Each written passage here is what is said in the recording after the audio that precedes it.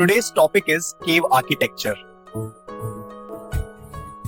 Good morning everyone, welcome to our channel एडिवर्स by Piyush and Suraj. तो हम आज स्टार्ट कर रहे हैं अपना आर्ट एंड कल्चर का topic. First topic cave architecture, ठीक है, जो कि प्रीलिम्स या फिर यूपीएससी प्रीलिम्स के बच्चों के लिए बहुत ज्यादा इंटरेस्टिंग टॉपिक है और बहुत ज्यादा इंपॉर्टेंट भी है। ठीक है, आज हम अपना पहला टॉपिक पढ़ेंगे केव आर्किटेक्चर। ठीक है, अब चलो केव आर्किटेक्चर में जाने से पहले हमें थोड़ा सा बहुत पता होना चाहिए कि आर्किटेक्चर क्या होता है। ये चीज भी तो इंपॉर्टेंट है। ठीक है, अब मैं ज्यादा टाइम वेस्ट नहीं करूंगा, हम हल्का बहुत लेकर चलेंगे, फिर उसके बाद मेन टॉपिक्स बात। आर्किटेक्चर की बात करते हैं तो देखो आर्किटेक्चर क्या है, जो भी चीज बनाई जा रही है हमारे आसपास में। ठीक है, बेसिकली हम इसमें बिल्डिंग्स को लेकर चलते हैं ना, बिल्डिंग्स को लेकर चलते हैं। कोई भी कंस्ट्रक्शन अगर हमारे आसपास होता है उसे लेकर चलता है। ठीक है, तो इन सब चीजों को हम इसमें लेकर चलते हैं। अब देखो मेन चीजें क्या होती है अपने आर्किटेक्चर के अंदर, वो हमारी ड्यूरेबिलिटी, यूटिलिटी एंड ब्यूटी। ठीक है, हम सबको लगता है ना कि हमारा जो भी आर्किटेक्चर है वो लंबे टाइम तक चलना चाहिए, ड्यूरेबल होना चाहिए। ठीक है, तो ड्यूरेबिलिटी जरूरी है। ठीक है, नेक्स्ट यूटिलिटी। अब देखो आप कुछ भी ऐसा नहीं बनाना चाहोगे शायद से जो कि जिसका कोई यूज ना हो। ठीक है, तो हर चीज जो भी आप बना रहे हो उसका कोई ना कोई यूटिलिटी होनी चाहिए।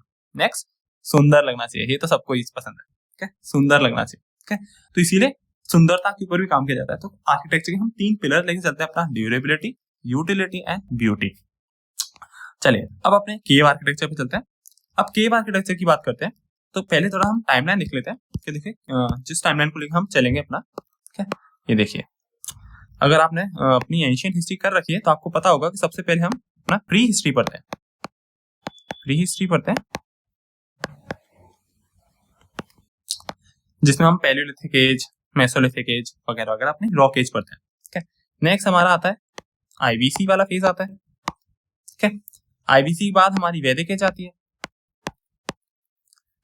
वैदिक एज। ठीक है, देन हमारा महाजनपदार्थ आ जाते हैं।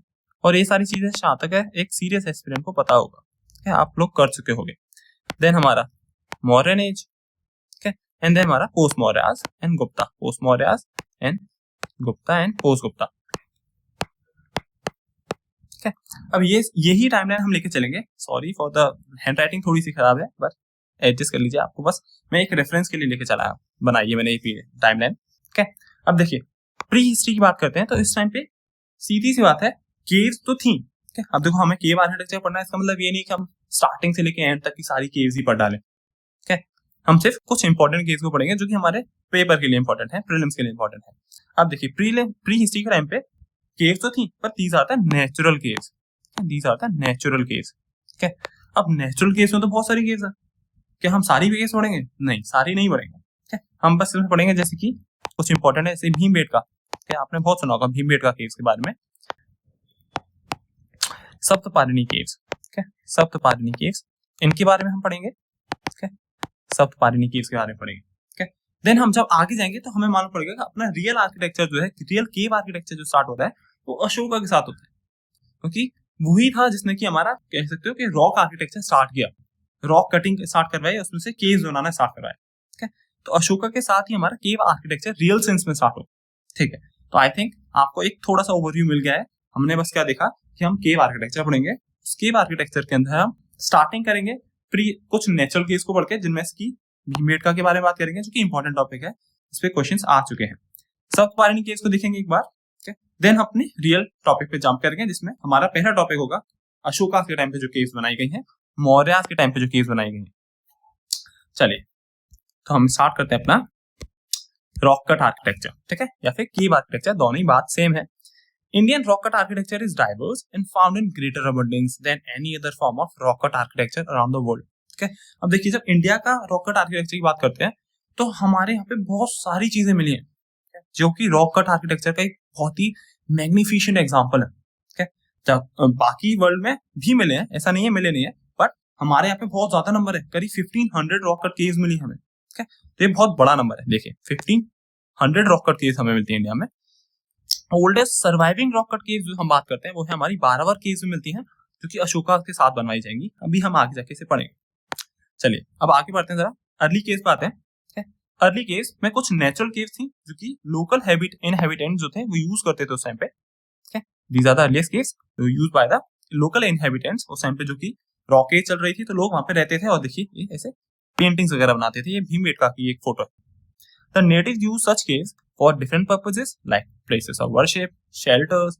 Mesolithic period saw the first use and modification of the early caves, a fact manifested by the archaeological evidence. The overhanging rocks embellished with the petroglyphs. ठीक है, अब देखिए बात क्या समझ में आई। अभी हमने जो टाइमलाइन देखी थी उस टाइमलाइन के हिसाब से हमने बात की थी कि हमें कुछ नेचुरल केव्स भी मिलती हैं। नेचुरल केव में हमें सबसे पहली केव जो पढ़नी है वो है हमारी Bhimbetka cave. Okay, this cave is found by the V S Wakankar in 1957। Important है, प्लीज याद कीजिएगा कि Bhimbetka caves found in by the V S Wakankar in 1957।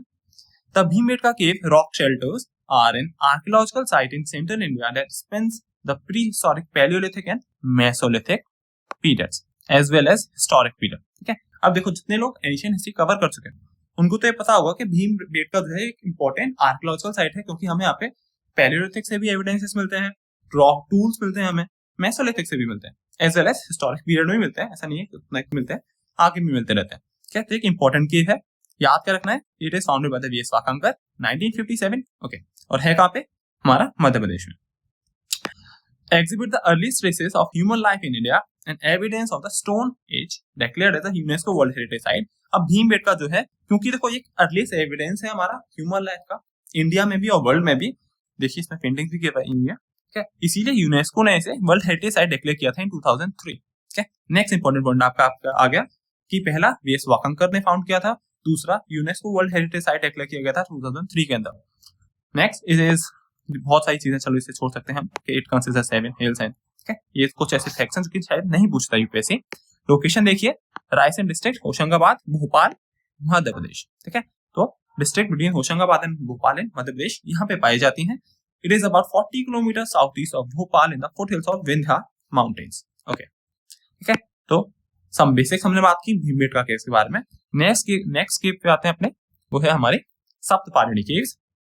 देखिए इंपॉर्टेंट है सप्तपाणिनी केव। लोकेशन देखते हैं पहले, ये फोटो आप देख सकते हो। ठीक है, लोकेशन है हमारी राजगीर, बिहार, इंडिया के अंदर। ठीक है, अब देखो ये इंपॉर्टेंट क्यों है, क्योंकि ये माना जाता है कि बुद्धा ने अपने लास्ट फेज को यहीं पे गुजारा होगा। ठीक है, और उनकी डेथ के बाद फर्स्ट बुद्धिस्ट काउंसिल भी यहाँ पे ही होती है 483 BCE के अंदर। ठीक है, ये चीज याद रखिएगा। ठीक है, एंशिएंट हिस्ट्री वाले जितने कर चुके हैं वो जानते होंगे ये चीज कि फर्स्ट बुद्धिस्ट काउंसिल 483 में हुई है। चलिए अपना रिवाइज करते हैं। ये भी एक चीज याद आएगा आपको कि फर्स्ट बुद्धिस्ट काउंसिल जो है वो अजातशत्रु के टाइम पे करवाई गई थी। अब क्योंकि आप ये पढ़ रहे हो तो एक बार जरूर क्लिक कीजिएगा अपने दिमाग के अंदर कि बाकी बुद्धिस्ट काउंसिल कब हुई थी और किसने करवाई थी। नेक्स्ट अब आते हैं अपने असली रॉक कट केव्स के ऊपर, जो कि स्टार्ट होती है मॉडर्न एज के साथ। ठीक है, now welcome to the real topic, modern era caves.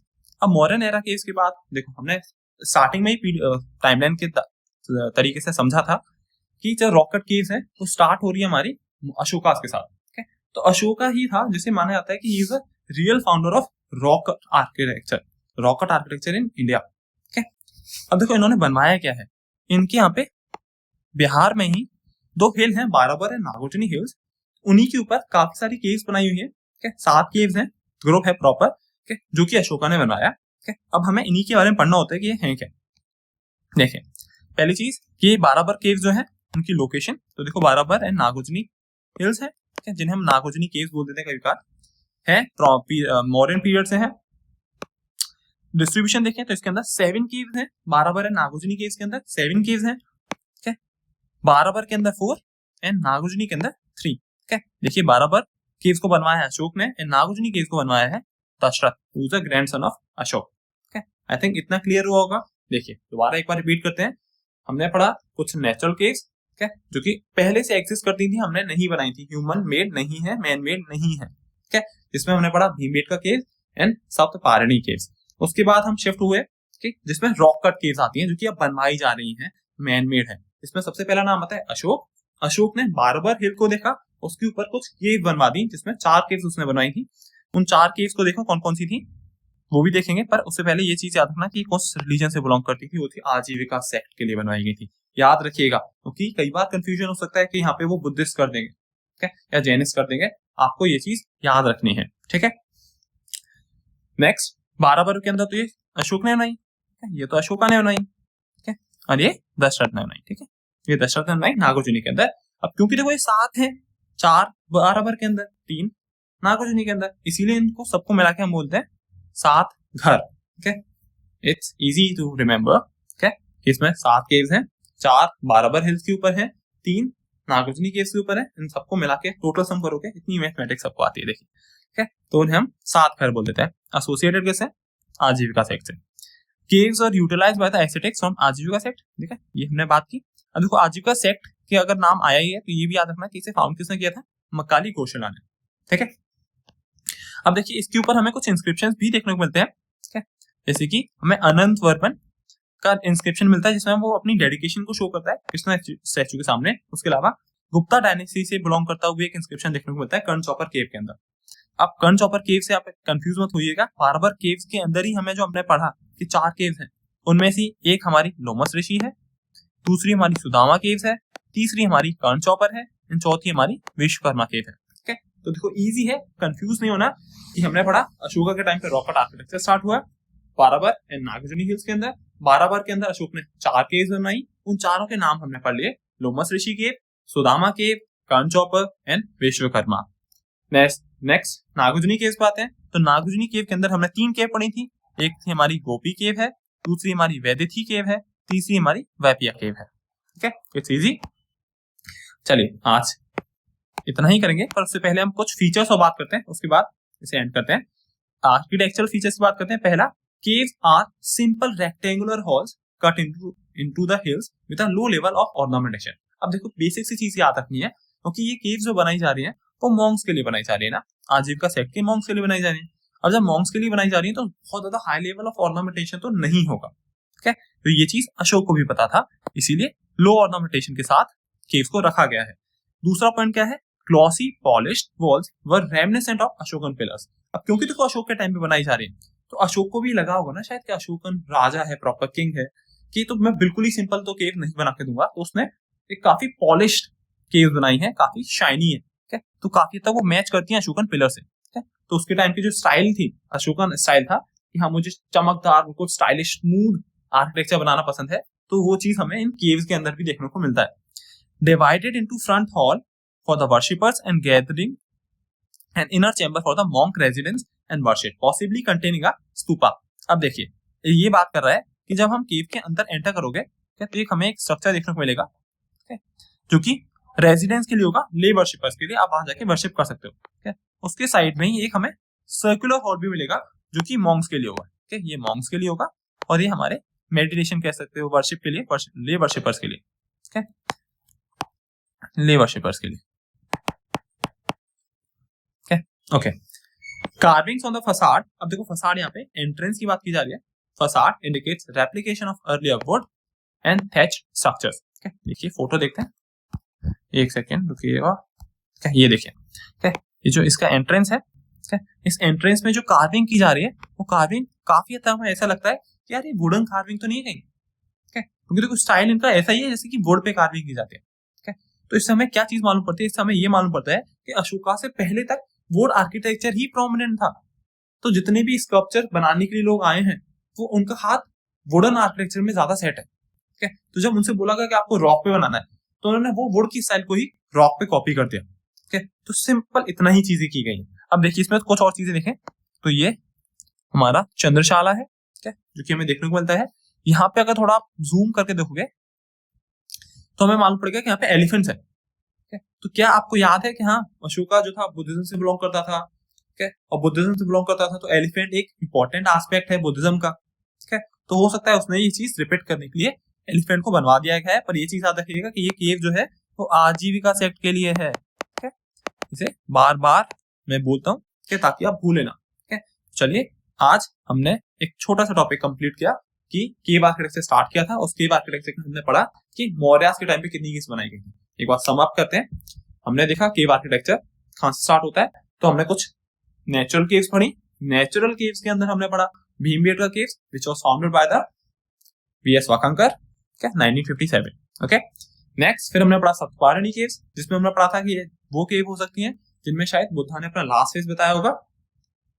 फिर नेक्स्ट केव हम आते हैं जहां से हमारा रियल आर्किटेक्चर स्टार्ट हुआ, अशोका के टाइम से, मॉडर्न एज से। तो अशोका के टाइम पे जो केव बनाई गई थी हमें उन्हें बोला बाराबर केव्स, क्योंकि वो बाराबर हिल के ऊपर थी। बेसिक सी चीज है, ज्यादा कंफ्यूज होने की जरूरत नहीं है, ठीक है। तो बेसिक सी चीज थी, हमने पढ़ा, ठीक है। बाराबर केव्स, बाराबर के अंदर हमने पढ़ा 4 केव थी, ठीक है। वो चारों देखिए हमने यहाँ पे भी पढ़ी थी, Lomash Rishi cave, Sudama cave, Karan chopper है, विश्वकर्मा केव, ओके।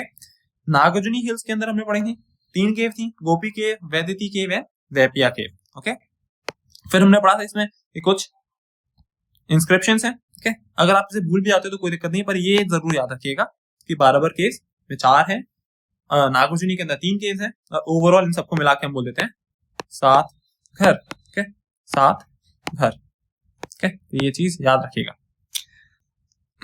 आर्किटेक्चर फीचर्स की बात करते हैं तो caves are simple rectangular halls cut into the hills with a low level ornamentation. हमने ये भी देखा था कि क्योंकि केव्स जो है वो लो ऑर्नामेंटेशन के साथ बनाई जा रही हैं, काफी पॉलिश्ड हैं, ठीक है, ग्लॉसी शाइन दिखती है। स्टार्टिंग में जब हम एंट्रेंस से लेते हो तो यहाँ पे वर्शिप के लिए जगह है, और साइड में एक सर्कुलर चेंबर है जो कि मॉन्क के लिए होगा, और उसमें हो सकता है एक स्तूपा भी हो, ठीक है। Okay, thank you very much. अब हम आगे नेक्स्ट क्लास में मिलेंगे अपने नेक्स्ट केव को लेके, और इसी तरह हम अपना पूरा कंप्लीट करेंगे के बाद लेक्चर।